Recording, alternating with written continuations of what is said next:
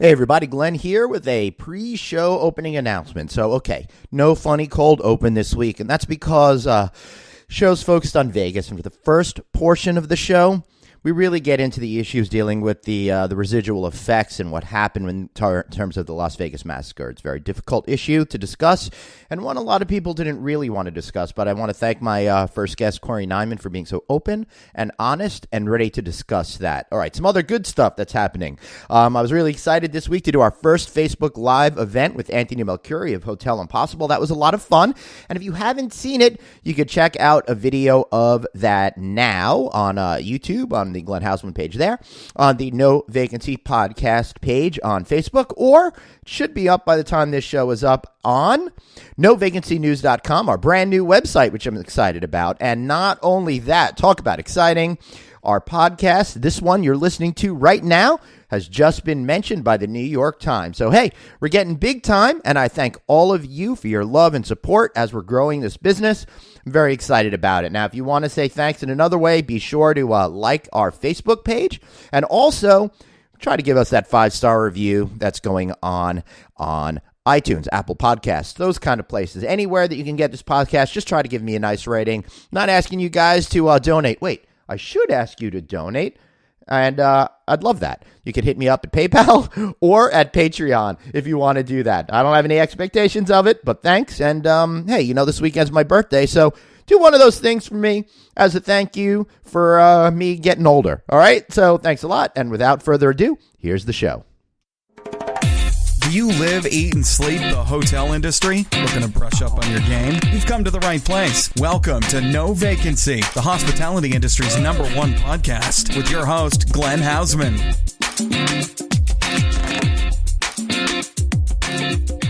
Hey everybody, welcome back to this week's No Vacancy podcast with me, Glenn Hausman. I'm thrilled as always to be here with you.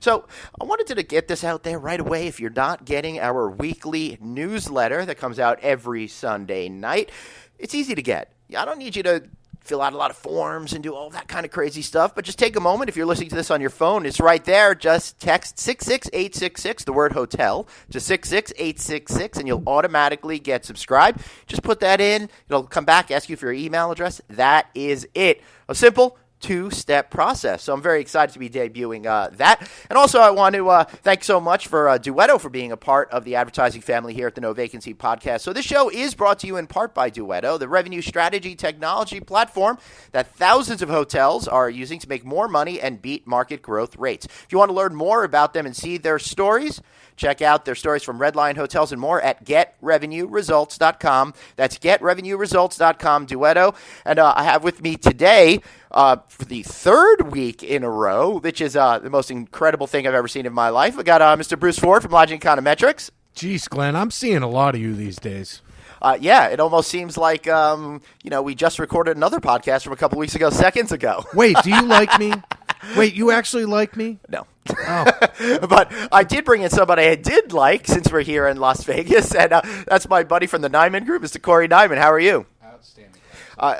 Yeah, I'm glad that you are saying you're outstanding. So it's tough to be in a good mood. I'm here in Las Vegas. I'm actually staying here at the Mandalay Bay, and I wanted to just spend a minute talking about what happened with the shooting. Obviously, if you want to learn more about hotel security, I did a special show on improving hotel security. What can be done? Will we do something about it at all? Check out my interview with security expert Max Siegel in the No Vacancy podcast feed if you want to talk about it. I don't really want to get heavy with all of those types of issues, but Corey, I just want to see how you're doing, how your friends and family are doing that were associated with being at the event, and how Vegas is doing right now. Well, thank you, Glenn. I appreciate it. But kind of, I want to go back to what you just said real fast, though. Yeah. Vegas is open for business. Yeah. And I think that, it can be tough. It's tough for us, but, we live here, and, Vegas has always opened its arms, it's opened its airports, its casinos, its restaurants, off-strip parks. We are open, and we're really proud of our city, and, we want people to know they can keep coming. I mean, just had another record month with 4 million, passengers coming through the airport. Wow. And so it's, we do hospitality really well. We are a community. We are a real city. Out of everything, the only good that I really want to keep telling everyone about is that it showed the world that we are a community. We are a very very proud city. It's really a great point, because I think a lot of times here in Las Vegas we have a tendency to forget that this is an actual town, and it's a nice small community. And I found, for me personally, getting to know people like you and some other folks that we know, your brother Craig, and all of my friends here. It's like I met one or two people, and then I wound up meeting all of the other influential people in the community, and it really, really shows that you're all kind of in it together. You all want to make sure that everybody does as well as possible. Without a doubt. I mean, it is a small town. Yeah. And it always has been a small town, and it's got a small town mentality. I mean, it's, in my opinion, it's still the most East Coast mentality of all West Coast cities. I mean, you know, Vegas hustles hard, you know, and that's what we do. You know, obviously we all took pause, and yes, I was there. I was there with my brother, and I was there with a group of my friends and our friends, and there were other people, and I'm very happy to say that physically, you know, everyone I was with is fine. And they are fine, and it doesn't get easier. It helps to talk about it. It helps to talk to people who were there with you. You know, there are, you know, people have reached out. You know, I'm really proud of our friends in the NASCAR community. You know, and how they reached out, and they obviously they have a significant interest in Vegas with one race, now going to have two next year, and they're coming back with their awards. And their awards, you know, they've got a whole week planned, Champions Week, I believe, and it'll be in Vegas in December, and they come every year. And so then you have, you know, the Las Vegas, you know, the Vegas Golden Knights. I cannot tell you what they have done for our city. I'm sure. It's amazing, and they just started, and it seems that they are.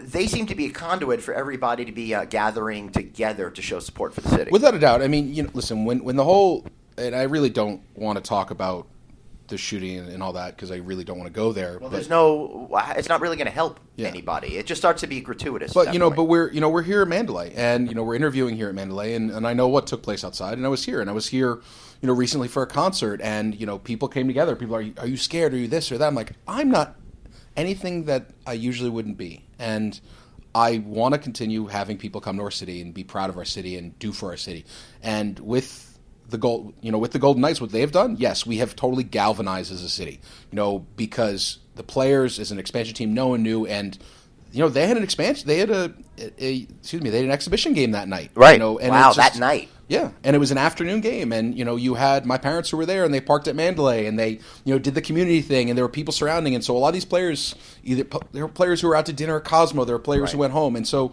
you know, they have become our outlet, and also, well, Metro, Clark County Fire and Rescue, Nevada Highway Patrol, like everyone has done something. Yeah. And you know, we hear there's so many ways, but you know, Vegas is we're a tough city, we're a resilient city, and we are proud of what we do well, whether it's being, you know, the courts and the, you know, real estate agents and the lawyers, or whether it's, you know, people out at Red Rock, whether it's people on, you know, on the east side, whether it's hospitality. You know, Vegas hustles hard. Yep. And, you know, that's, you know, you get back, we're open. Yep. You know, planes are still flying, cars are still driving, conventions are still booking.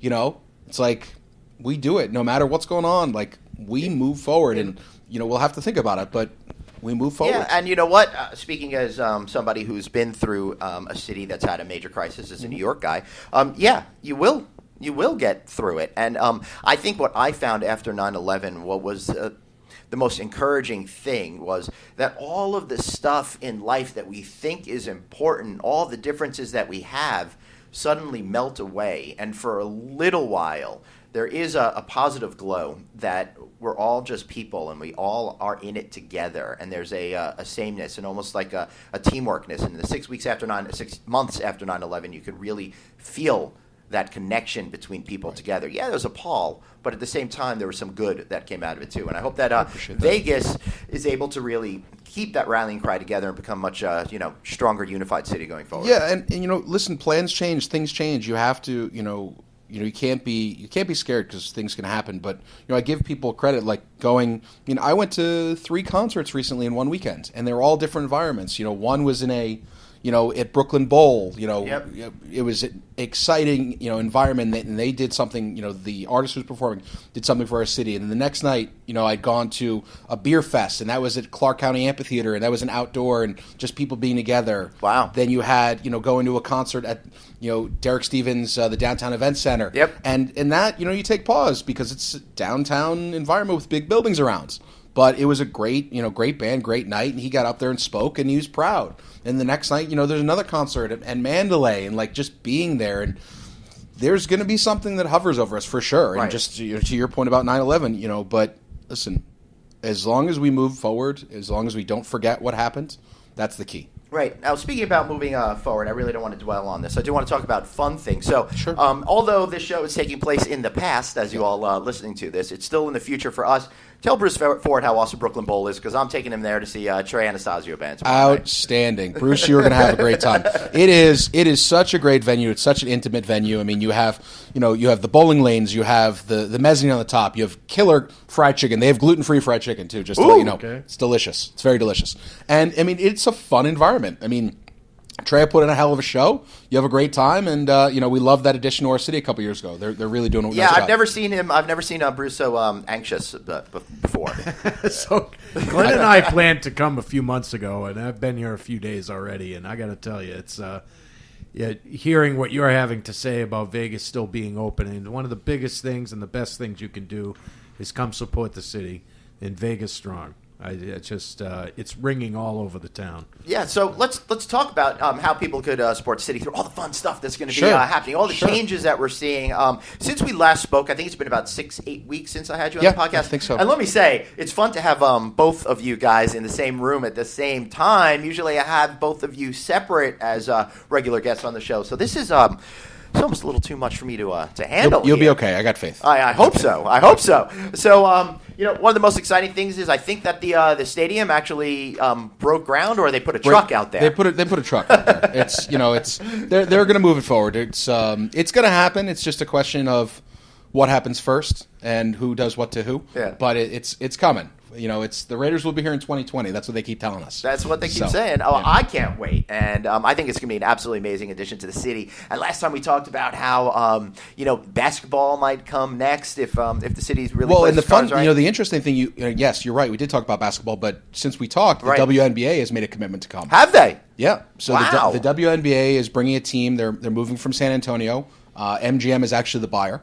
And so they're bringing them. And so last time I checked, pretty much, I think every WNBA team has an NBA team that usually is associated with it. Mm-hmm. So they're coming for their next season. That's pretty awesome. So, and I believe their season starts in summer, late spring, early summer. So right, we'll see them in time for the we're going to have the NBA Summer League again. And Vegas is a basketball town. That's what a lot of people forget. We've got tons of AAU presence here. There's always a great tournament schedule that goes from late spring through summer. There are definitely basketball academies. I mean, there are a couple by my house where I live. There's some on the north side. But, having basketball, would be huge for the city. Right, yeah. What do you think, Bruce? Well, there's no question that with the T-Mobile Arena and the new stadium and the new teams, and the walls are beginning to break down of the challenge between sports betting and professional sports, and kind of that the barrier, if you will, that's always been. It seems like there's a big shift on the national level as well. It continues to chip away, and I think having the commitment from the Raiders is kind of like that's the thing that's really going to open the door. I mean, well, it's an interesting point, Bruce. And I forgot to mention, I apologize. The WNBA teams actually play here at Mandalay in the arena, so they'll play downstairs, which is great. I think that we're thrilled that hockey really broke through. Yeah. And having, hockey's not a big betting sport, but you still gamble on it. Sure. And they're here, and no casinos are taking them off the books. It sounds right, but it does sound to me, sorry in advance for this, but it's a good icebreaker for other sports that are more gambled upon in the future. It is. And, we picked up, we also have a second-tier soccer. The second-tier soccer league in town. they're coming. They're bringing a new team in 18, so that happened. The minor league team is going to move to Summerlin, so they're building a new stadium up there, which is going to break ground. That's actually going to be right by where the Golden Knights practice. I went down to one of the sports books yesterday, and I tried to get an over-under on the year that the Super Bowl was actually going to come to Las Vegas, and I couldn't find one. Well, But I would think 2026, 2027 maybe. I believe it's actually going to be 2025 is the rumor, because last time, or excuse me, in Roman numerals, what's 55? In 51 now yeah. for the Super Bowl. Will be 51. So 52 this year. maybe it'll be 2021 then. Yeah. So I'll have to look. Right. But, All right. but remember, all right. So I think it's only a matter of time. I mean, I think All-Star games, I think entertainment weekends that all the sports have, Yeah. I think all of that stuff is this is an excellent location for much of that. We hope so. I mean, we're really the goal of having, the NCAA Final Four, having, the Super Bowl. We did have an NBA All-Star game here, and that was not a nice situation, but that was years ago. Yep. So hopefully we can relive that. But, I mean, there's a rumor that we're going to get the NHL All-Star game in a couple years, too. that's really cool. And speaking of the Super Bowl, what's more likely to happen first, the Super Bowl here in Vegas or James Cameron actually releasing an Avatar movie? I'm going to let that alone. I'm going to stay on the sports side. I mean, Glenn asking more questions that don't have an answer. Exactly. Right. Yeah. All right. So I think it's so exciting to see what's happening here, and to what you're telling me is I think the city is really transforming to stop relying on gambling. We already know it's not the lion's share of the business anymore, but it seems to be becoming less and less essential to the city's success. And at the same time, we're seeing things off the casino floor, like food and beverage, become more expensive as the city's drawing record number of conventioneers and people coming in for special events that I think are less price sensitive. At least that's the read that I'm getting. Well, it's funny. You're going in. Listen, gaming is always going to be a part of our culture, and that's fine, and that's how it started many years ago.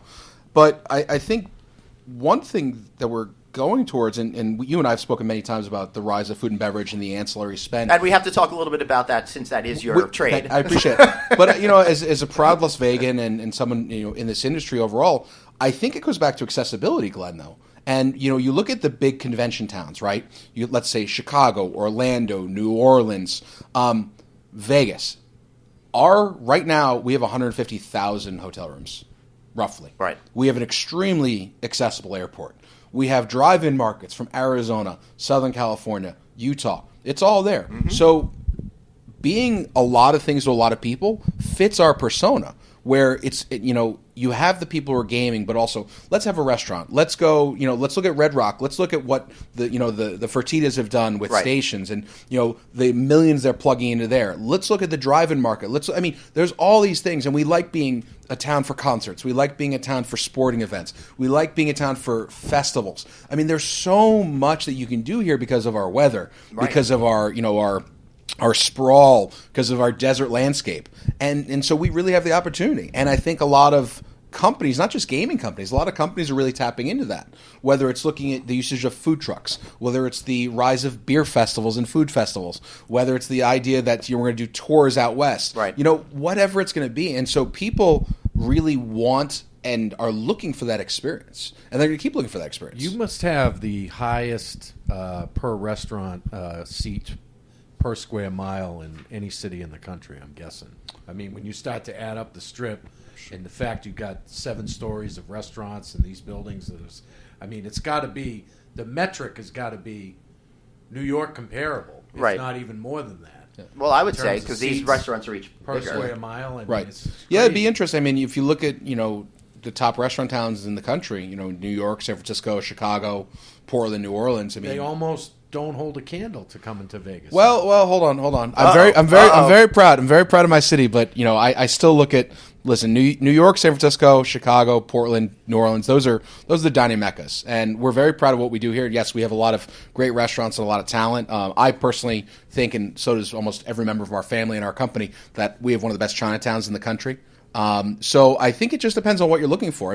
If you say, hey, I want to go to a Michelin-starred restaurant, sure, we can go to Paris, we can go to London, we can go to Tokyo, you can come to Vegas, we can go wherever you want. If you want to go you want to go have a real amazing divey, bowl of pho that's just unbelievable to blow your mind? Sure. You want to go to one of the best sushi restaurants in the West Coast? Yes, I got a place here in Vegas because we get fish fresher than New York sometimes. Right. Coming from Japan. And it seems, all up and down the price tier, too. You continue to see more price tier expansion every place you go. Well, and you're right there. And it's funny because the joke always was no one ate lunch in Vegas.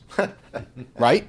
I mean, Right. Yes, we have restaurants that do very No, well. I totally get what you're saying, though. Yeah, because you were out of your room, you were gambling, you were at the pool, you're doing your thing, you're at your convention. Yeah. So, it's like, all right, so we know dinner's dinner. So what are we going to do in the morning? So either you're going to go modified bakery or you're going to go to, you look at the success of what Thomas Keller did with Bouchon. I was just thinking Bouchon. Yeah. I mean, best croissants I've ever had in the They're United fantastic. States. And then you see when buffets changed and really, doing the smaller portions or, the food made to order and what, was happening at Caesars, what was happening at Cosmo and, and all these other properties. And then you look at what happened at Aria because they really went for, 5-star resort and then said, okay, we've got this great pastry chef, so we're going to do this, but these killer fantastic restaurants. So, it really depends on how you're going to maximize your venue and what you want to be known for. So, and listen, you still want to have a really good cup of coffee. Right. At the end of the day, almost every traveler, we all know there are very few things we want, right? That's pretty much at the top of my list in the We morning. want a really good, strong cup of coffee.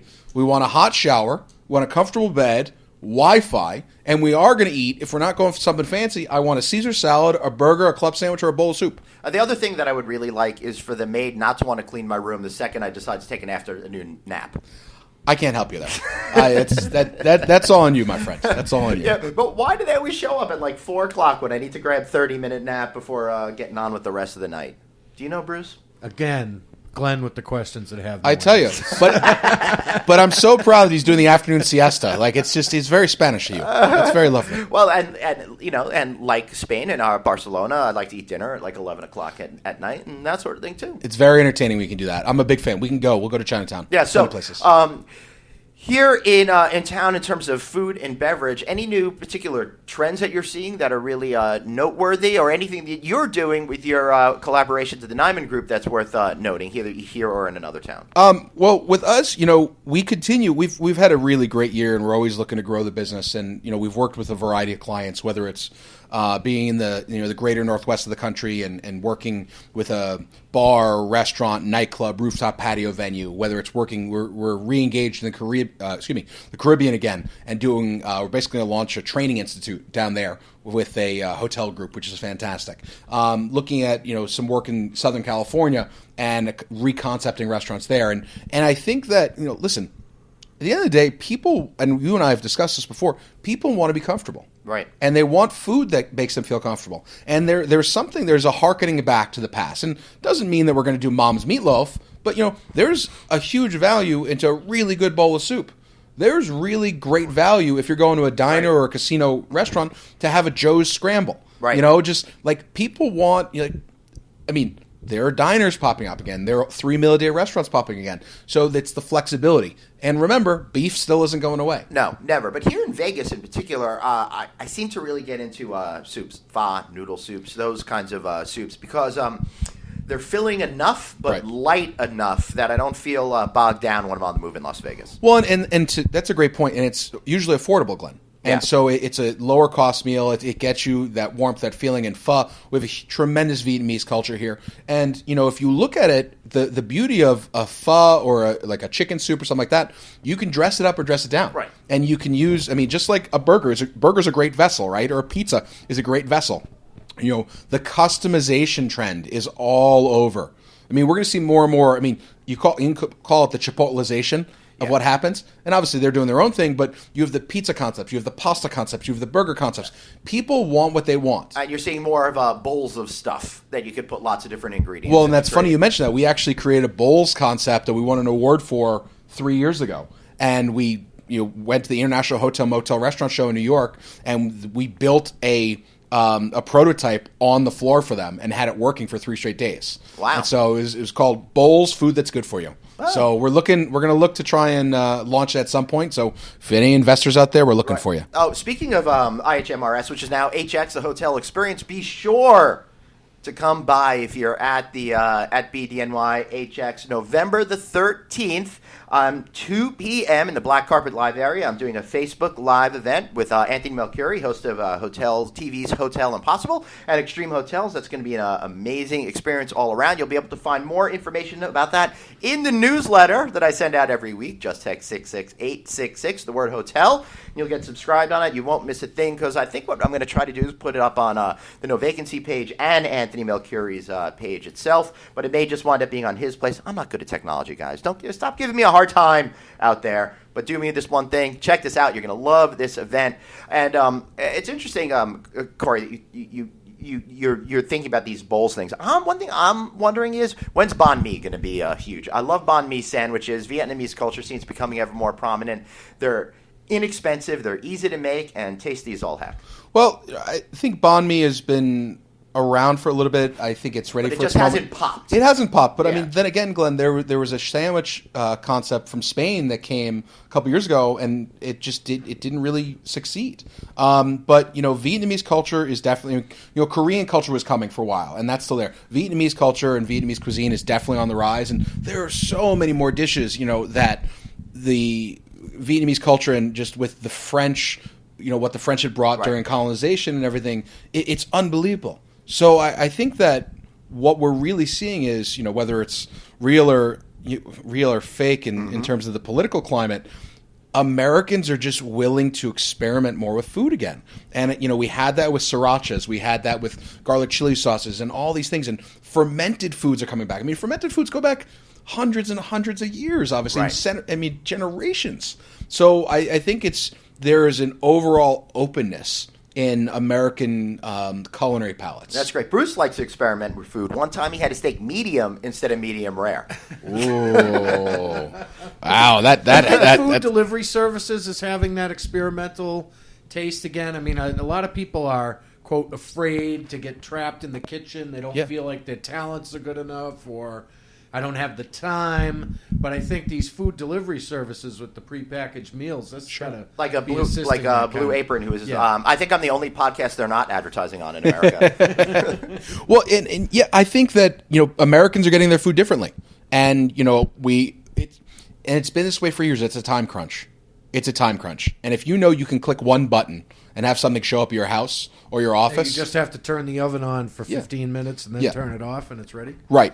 But fortunately, I can do that. But we're slowly getting out of the microwave culture of the frozen foods, and that's happening. I think whether it's sending food to buying it and you assembling it, whether it's the the food production services, whether people on Sunday night doing their meal prep for the week. Right. I think we're eating differently, and we all know we rush, and so sometimes it's nice to slow down, and it's nice to that's where that trend that and it happened a couple years ago where you have a group dinner and you'd order a dish for the center table. It's a roast chicken, or it's a half of a pig, or whatever it was, or a big steak. It's a communal dining, and it doesn't mean the communal tables, because those are depending who you talk to.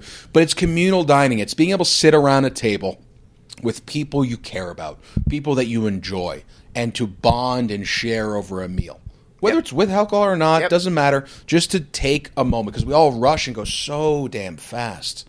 Let's just slow down. I mean, listen, I love the bowl concepts too. I love the burrito, pizza concepts. They're great. And sometimes I want to be out and be back to my desk for work. Of course. But you know what? When I'm going to dinner, progressive dining, man. Progressive dining. Let's take our time. Let's enjoy it. Dining as entertainment will continue to rise in this country, and really making an evening again of going out to meals. You're absolutely right. And if you listen to my podcast from 2 weeks ago with Chip Conley, and I highly recommend you download that. And if you don't know how to download it, I'm sure it's still in my newsletter. Just text hotel to 66866 and you'll be subscribed. But in that, we talked a little bit about the more that we focus on virtual experience, the more we need in real life experiences. Sure. And connecting with people over food, I think, is one of those really critical things that there's a lot of opportunity for not just restaurateurs but hoteliers in order to leverage their advantage. Without a doubt. And listen, we've seen experiential vacations, we've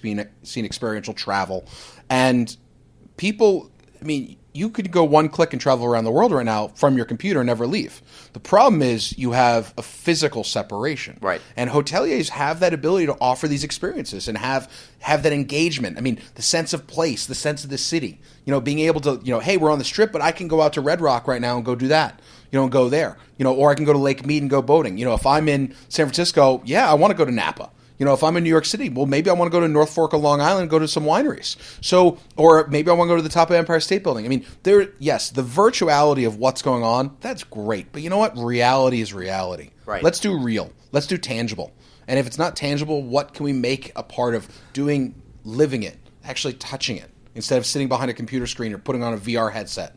Yeah. Let's live some life here. Yeah, and I'm really hoping that that's going to be the natural reaction to us being focused on those computer screens for so much of our lives, which I'm having a hard time handling anymore. Well, the next generation, it's going to be even worse. So they're more, I don't know. more Maybe they'll. I don't know. Maybe. Well, they don't talk to each other. Well, and it's funny. They sit at the table and text. I know. Okay, and I mean, I think dinner is an experience for them as an upsell, and one we got to work on. Yeah, and I'm sorry to interrupt there, but I think to your point, you're right. But there's also a pushback on technology too, in some senses, where people are saying, I want that human interaction again, or I want to be where I'm at. And nothing will ever take the place of human interaction. And that's, we talk about, and I need a little tangent here. We talk about hospitality all the time, right? And people, I mean, you and I have talked about this, Glenn. You go to certain airports and you're just looking at a computer screen to order. Mm-hmm. Technology will never take the place of hospitality. That's right.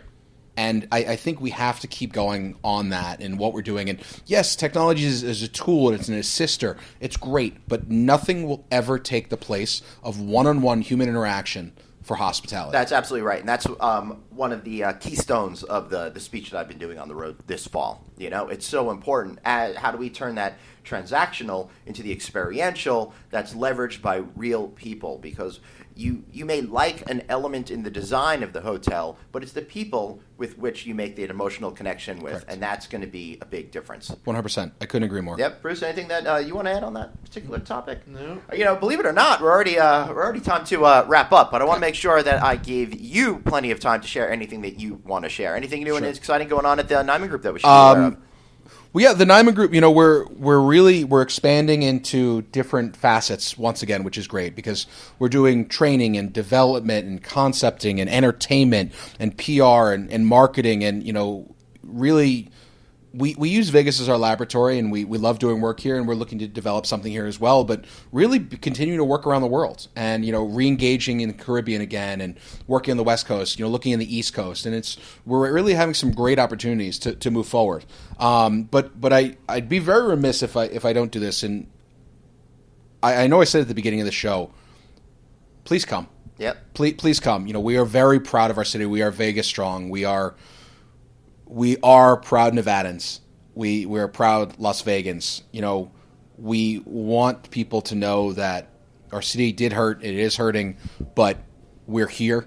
We're ready to welcome you. And for everyone, this is something that I've started doing, and I hope more people do it. Every time I leave the city, or every time I come back, I walk by. In the airport, there's a metro, right? Las Vegas Metropolitan Police Department stand, and every opportunity I stop and I say thank you. And I think that is not only to say thank you for, what they've done, but who they are. Right. And I think as a human culture, humanity, we need to be a little more open to that. And since you mentioned that, I wasn't going to mention this, but staying here at Mandalay Bay, I have a letter from the president of Chuck Bowling. He's the president and COO of this particular property, MGM Resorts, and they put a letter in the room acknowledging what had happened. One of the things that they say is if you see an employee, ask them how they are doing. Offer a word of encouragement. If you post to social media channels, let your friend and family know and you are finding the joy in life here in Las Vegas and include hashtag Vegas Strong It All. I think that's sage words to live by, and somehow we all do it together. We could all get through, and there's nothing that is too hard to overcome. So we are to shift back to a shameless plug, but how can people find you, Thanks, Corey? Man. Appreciate that. Corey Nyman, Corey at thenymangroup.com, or you can find us at thenymangroup.com. We are very proudly having our offices here in Las Vegas, and so come find us. Look at us on social media as well, under in Twitter, The Nyman Group, and you can find us. We'll go from there. Great. Bruce Ford?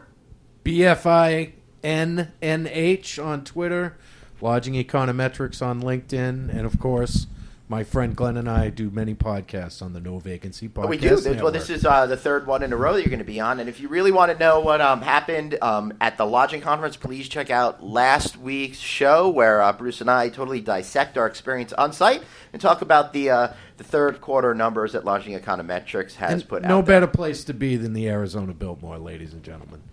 No better place to be. All right. I like that. I was going to say in Las Vegas supporting my friends, but okay, whatever. Bruce. Yeah. All right. I want to thank everybody for listening. And, of course, be sure to check out GetRevenueResults.com and hear great stories from the people utilizing Duetto and finding success with that revenue strategy technology. I want to thank you guys for listening, and stay tuned because after this break, we got another great interview coming your way. Thanks for listening. Have a question for your host, Glenn? Tweet him now at Traveling Glenn. No Vacancy, the hospitality industry's #1 podcast. We'll be right back.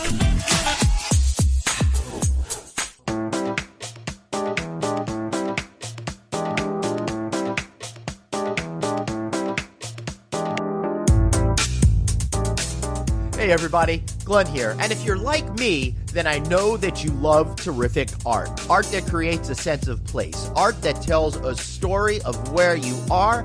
Art that adds a level of detail that you can't get anywhere else. And great folks that do this, Kevin Barry Fine Art Associates. You can find them online at kevinbarryfineart.com, and I highly encourage that you check them out. One recent project that I'm totally in love with is the Fairmont, Washington, D.C., where they created a custom project with a local artist, and they created some of this on site. They actually created a multi-dimensional wall sculpture from gold blocks, which is an abstracted map grid of the Washington, D.C. area. It's got different elevations to it and looks absolutely fantastic. It was done along with Deborah Forrest and Amanda Jackson of Forrest Perkins, which is now Perkins Eastman. And they all work together to create this fabulous new look. So if you want to create a fabulous new look for your hotel, or if you just love great art, check out kevinbarryfineart.com or give him a call at 310-945-2655. Let him know Glenn sent you.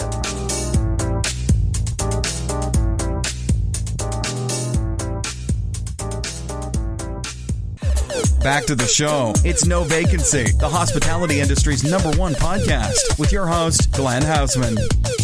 Hey everybody, and welcome back to the second part of the No Vacancy podcast. Excited to be here, and even more excited because this is a very special segment. I got Mr. Bruce Ford back with us for the second part of the show. Happy days, Glenn. Yeah, I got to tell you, Bruce, this is very unusual having you here for so much. I feel like we're going to have to change the name of the show. Well, Glenn, I've proposed my changes, but you have yet to accept. All right, that's a good point. All my fault or part of my evil plan to exclude Bruce as much as possible. One guy I'm not going to exclude. With us, Mr. Kent Harmon. He's owner and operator here at Bandito Latino Kitchen and Cantina in Las Vegas, off the Strip. Fun to talk to a guy that's got a restaurant not on the Strip. Everything is completely different as far as I'm concerned. Great to see you. Welcome to the show. Thank you for having me. It's my pleasure. Well, thanks. All right, so we're here. Why would you want to open up a restaurant off the Strip? Look, I get it. He gets it over here. Bruce gets it. But for the average listener, they're probably saying, hey, Kent, you're a crazy man. Well, sometimes I feel like that. For us, the appeal was we wanted to have all of the quality that you can get on the Strip, but without the kind of humongous price tag that comes with it. Right, and thank you for that, by the way. Yeah, and now with the addition of parking is they're charging for parking, and prices just keep going up and up and up on the Strip. And I worked on the Strip for 12 years, and sometimes I cringed at looking at some of the checks we'd give to people, and we did it still, but I want people to feel value when they come here. And I think that's an important thing, and you're absolutely right. And one of the things Bruce and I have been talking about off microphone on this particular trip is it really does seem the city's becoming a lot more expensive to be in. Obviously, long gone are the $1.99 shrimp cocktails, but it seems like they're really focused now on gamblers that aren't worried about what they're spending, and that convention business where everybody's got a corporate credit card. You kind of feel like that might be your vibe? Yeah, absolutely. I mean, it seems that things are moving more away from gambling here. The numbers for gambling keep kind of going down, but they're making it up by everything else. I mean, the convention traffic is massive. That's another reason why we love this location. We're less than a mile away from the Las Vegas Convention Center, biggest one in the country, which is about to double in size. So that's a great thing too. That's right. Take a break. Wait, I just can't remember what we were talking about. We were talking about why you built it over on the Strip. So, being close to the convention center was great. The other thing that Vegas has really shifted focus on is the entertainment, and dining is a big part of that, too. You know, people come here. This is a dining destination. We want to just be included in that, and we want to work our way in and also be a place for locals to come from. You know, there's a couple million people that live out here in Vegas, and they are less than reluctant to go to the Strip to eat, right? Especially with the prices keep going up the way they do, and then the hassle, like you said, with the parking. I know Las Vegas locals could avoid it, but I think a lot of people have that feeling like I already don't like going to the Strip unless I have friends coming into town. Yeah, this is just another reason to why bother. Let's just go somewhere else. Absolutely, and that was another thing that we thought would be nice too. Is that if they have friends staying on the Strip that they don't want to go there, say, why don't you meet us at Bandito? It's a couple blocks off. You know, we can pull up, park, great. We can get the same quality experience and spend half the money. Yeah, and I think, I think almost we're kind of prejudiced when we think about dining in Las Vegas as it should only be on the Strip in some sort of way. But no matter what city you're in, there's a local, vibrant dining scene. Why do you think people ignore the fact that Vegas has had a local, vibrant dining scene? I think we're moving away from that. I mean, definitely I've had a lot of concierges come in here since we opened. We've done some big concierge events. Right. And a theme that they tell me is people are asking more and more where are the off-strip places to go. You know, it's nice to go to the celebrity chef restaurants that are on the Strip, but rarely do you ever see those people in there. You know, most of them are operated by the hotel. Nothing wrong with that. But there's a handful of places that are popping up like us that are off the Strip. You can go there, meet the chef, meet the owner, have a real mom and pop kind of feeling when you go there instead of just being another number. This is one of the reasons that Glenn does this podcast, so that we can tell all the people in the hotel industry that come to Vegas frequently, right, there are other options. Yeah, especially now that this whole show is really about encouraging people to come down and support Las Vegas. Awesome. And show that everybody, really cares about what's going on around. What I like about the design here at Bandito is that you have a space that can host 70 to 125 people in kind of a private, more setting with an indoor-outdoor experience. I really like kind of that end of the restaurant, in addition to having, I guess, 125 seats on the other side, something like that. We've got about 120 inside, and we've got another 75 to 80 outside. So. Very good. Yeah, about the right size. And the fact that it's, they got the Latino focus. You got great margaritas here. I enjoyed one already. And for the most part, it's subtle enough, from its atmosphere to allow more of a community vibe. I like it. Thank you. Those were all the things that we were going for. We wanted something that was modern, but not too modern. We wanted something that said Mexican, but without having sombreros hanging on the wall and Corona neon lights, right, and have it look upscale and but still be reasonably priced. And your location here, it looks like I can see the Strip from here, so you're not terribly far away. You're between the Strip and the convention center. You have a commercial space next to you that's a pretty good sized office building, which is also good commercial demand. I'm feeling the vibe on the local scene here, Glenn. And it's also very close to Hard Rock, which is a very convenient location to be in. It is as well. All right, so we are lucky enough, and I'll just admit it to everybody out there. I'm a disgusting pig, and I like to eat. Well, we're getting some food here, so I'm going to make you guys listen to us eat as we talk about the food, because really, who doesn't want to listen to me eat there, Bruce? Right. All right. First thing I'm going to do is take a couple of pictures of this while we're sitting here. So perhaps I'll put the mic down for a second, and you could tell us, Kent, what we're looking at here. Okay. Well, we first off, we've got the chips in our 3 different kinds of salsa, made fresh in-house every single day.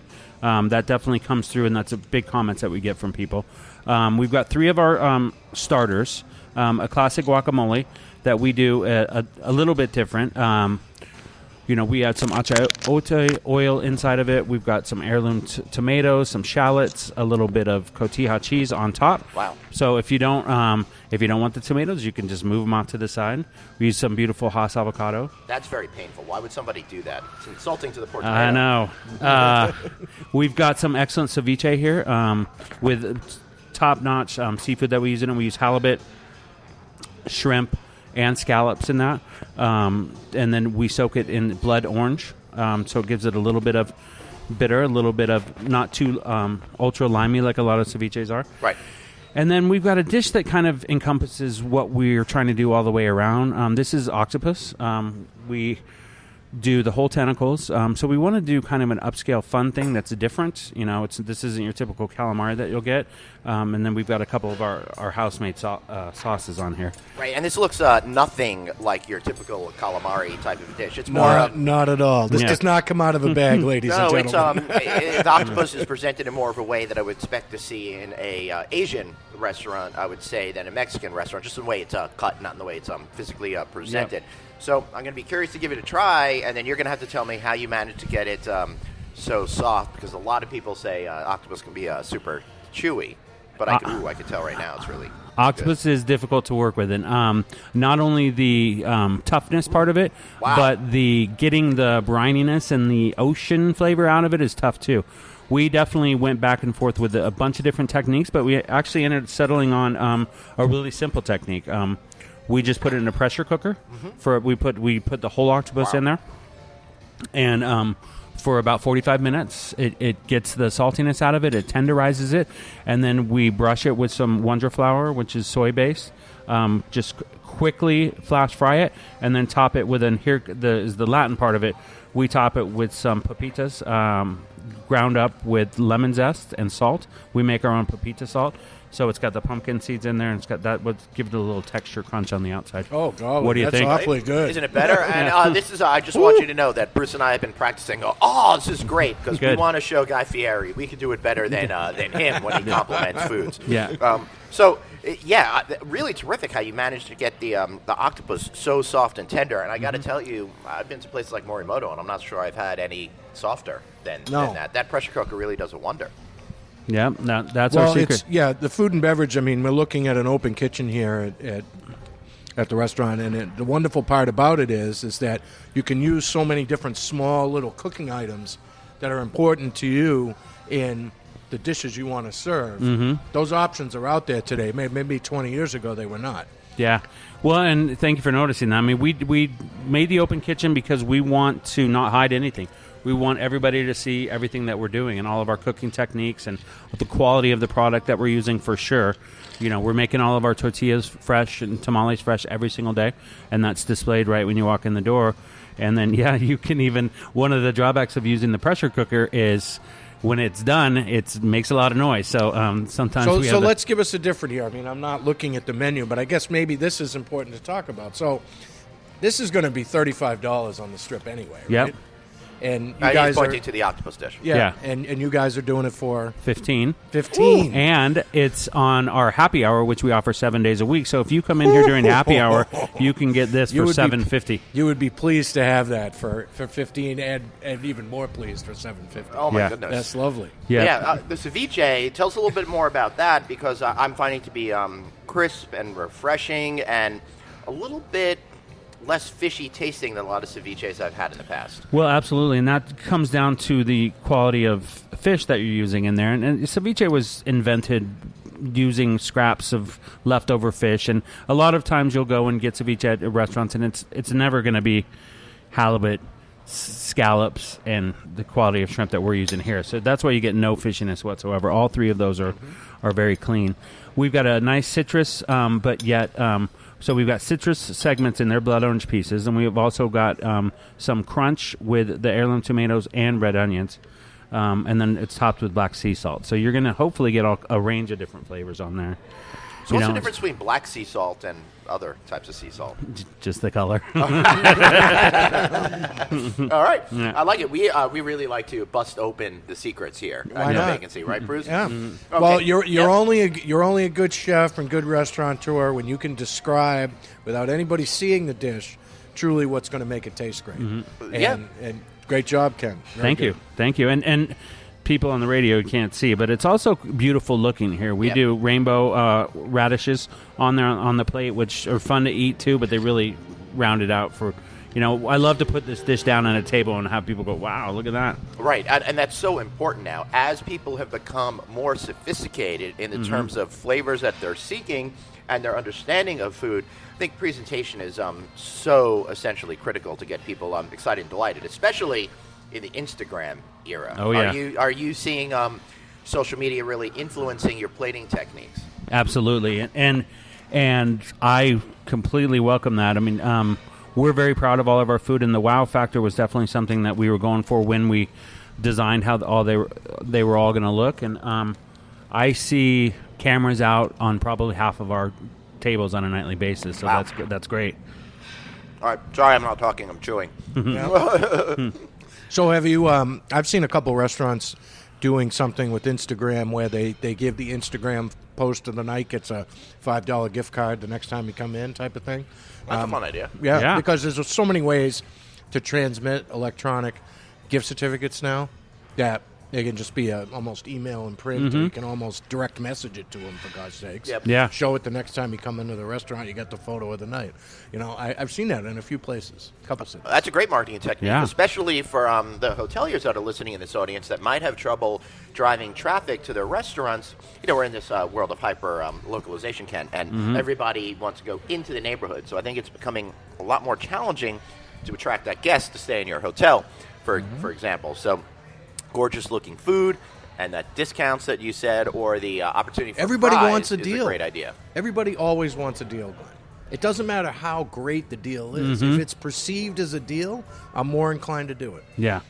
Well, and especially with this kind of quality, too. I mean, the ceviche, just like the octopus, it's on our menu for $13. It probably would be $25 anywhere else. And then, again, you can get that half price at happy hour.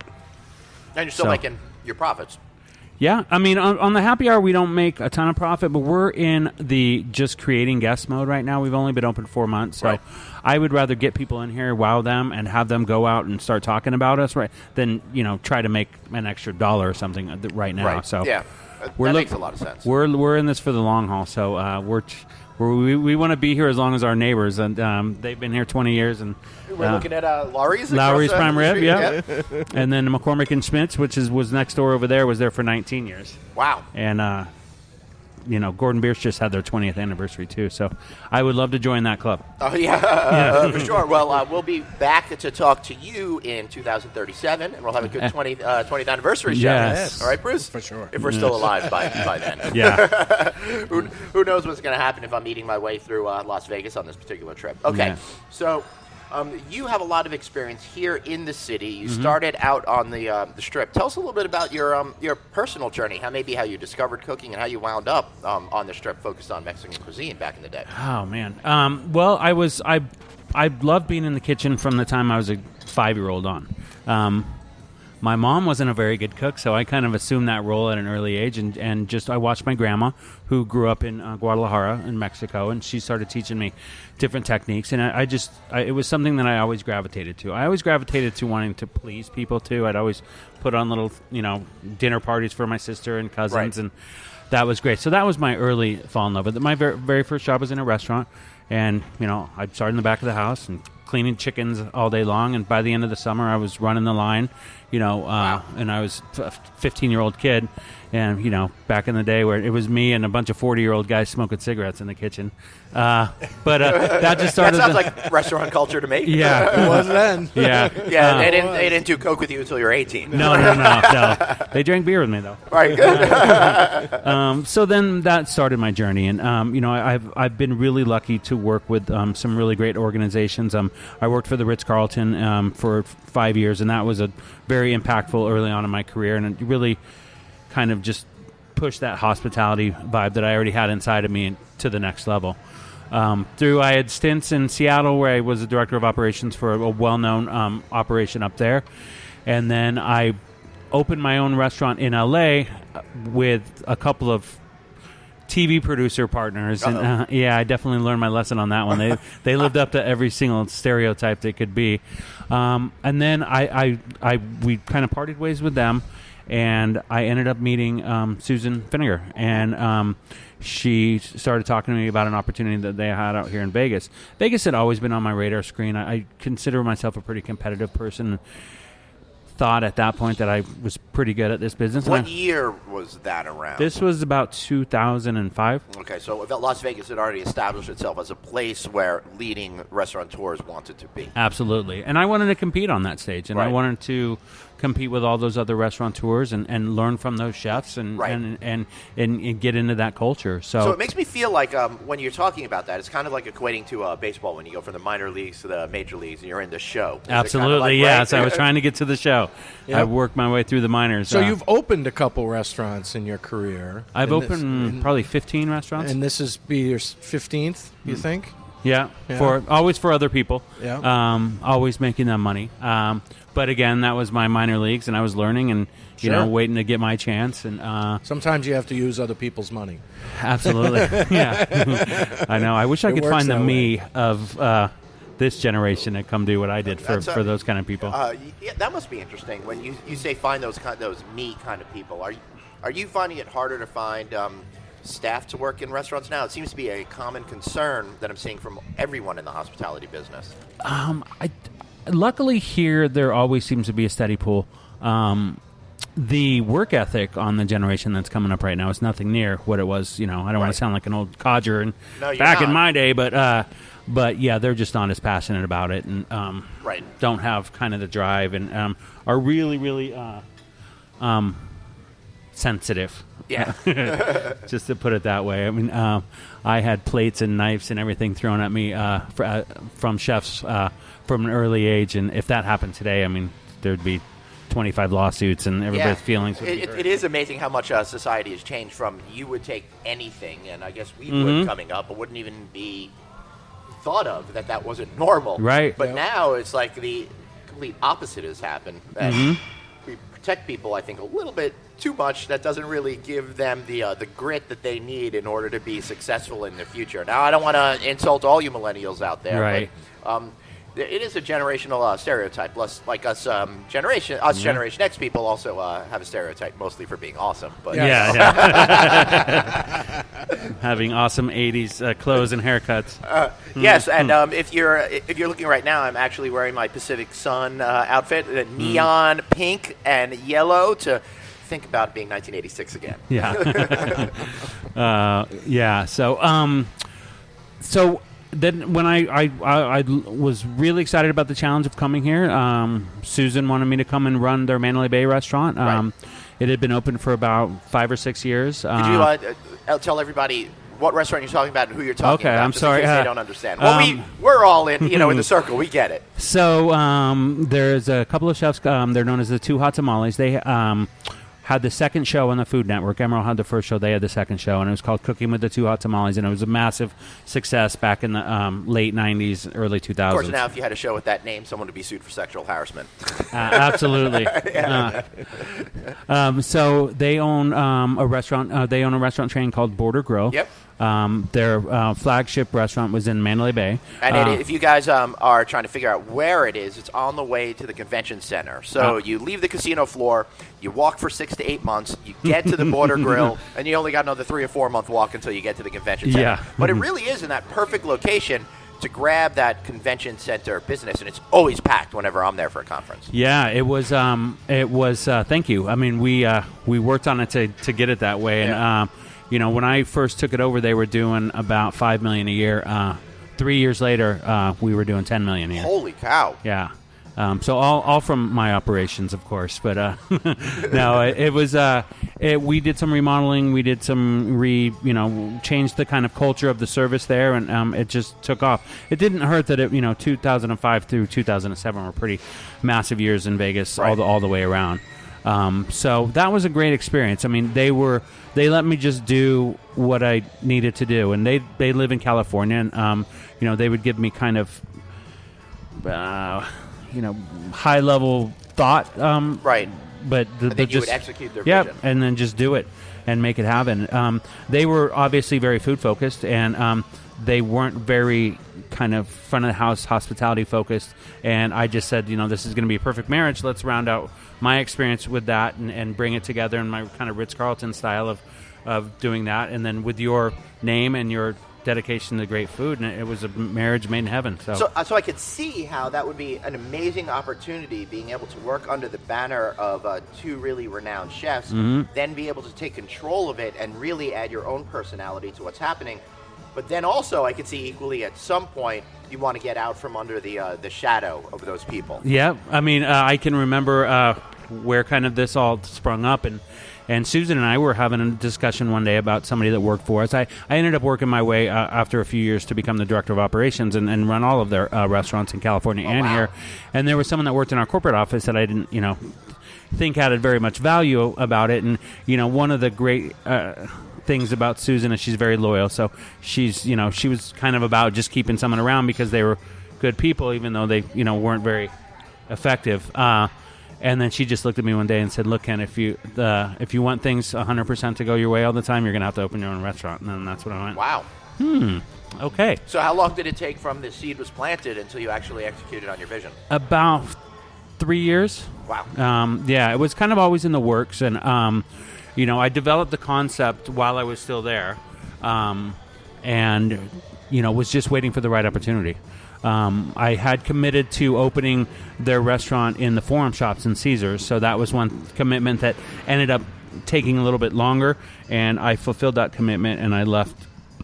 I told them I was leaving a week after we opened that restaurant. So where do you get the guts to actually go ahead and do that? Because the restaurant business is not known for its high profitability and success rate overall. No, it's not. I mean, I luckily have been a part of a lot of successful places. And I saw the formula that worked. And I know that their stats in the restaurant business don't overall lean to a lot of success. But there's a lot of people that open restaurants that shouldn't be opening restaurants and don't know what they're doing. Very true. And that's why we have Bar Rescue on TV. Yeah, exactly. And they, they pad those stats. And I don't know a lot of people that have a great concept and a great location and that are operating well that aren't doing good. Right. So what you're telling me then is that a lot of the failure rate that we're seeing in the business is people getting into the industry that have no business being in the industry to open up a restaurant with the skill level they have. Absolutely, and I've seen it firsthand many, many times over. And those were kind of the partners that I had in LA. We like food, we like wine. Let's open a restaurant. How hard can it be? Right. Yeah, and it can be hard.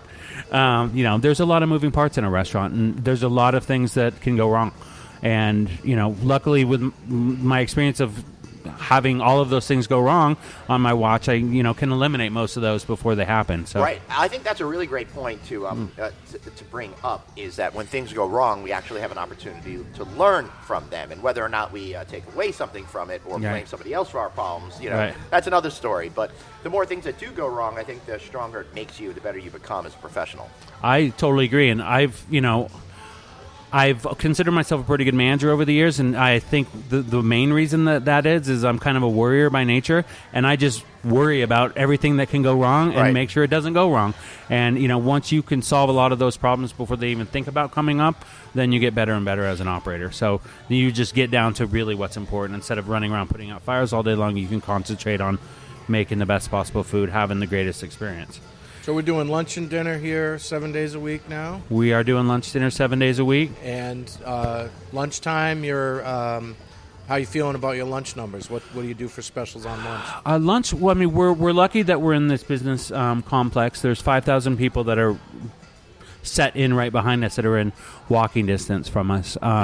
So that's a little bit of a built-in thing. We are going to get a little bit more aggressive starting actually the week after next. And we did... It was National Taco Day of 3 weeks ago, and we did half-price tacos that day, and we had a line out the door. And so we said, let's do this more often. So we're going to start doing Taco Tuesday and do half-price tacos every Tuesday, which is a great deal. We're going to do an industry night on Thursdays. Anybody that's which is plenty of people, 44% of the people that live in Vegas are in the industry. What percent was that? 44%, yeah. In some form of hospitality. Yeah, of course.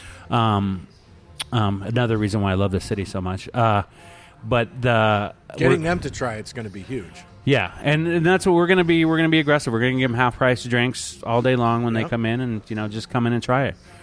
Those guys are going to be the ones that's really spread the word for us. And from all your hotels, I mean, you can see an ad or whatever, but really you're going to take the word of somebody that's a local and knows and goes, you need to go here. Much more so because, that's one thing the millennials are good at is being very suspicious of traditional advertising, right? So, hey, guys, I kicked you down. Now I got to raise you up because you are really smart and savvy and really trust much more on people's opinions and the desire to have a unique and interesting experience. And I think that you're pulling all of that together really really nicely here, especially at Octopus. Yeah. And, a lot of things you have in this town are different from a traditional hotel city, okay, is that you have big convention centers in all the hotels already. Mm-hmm.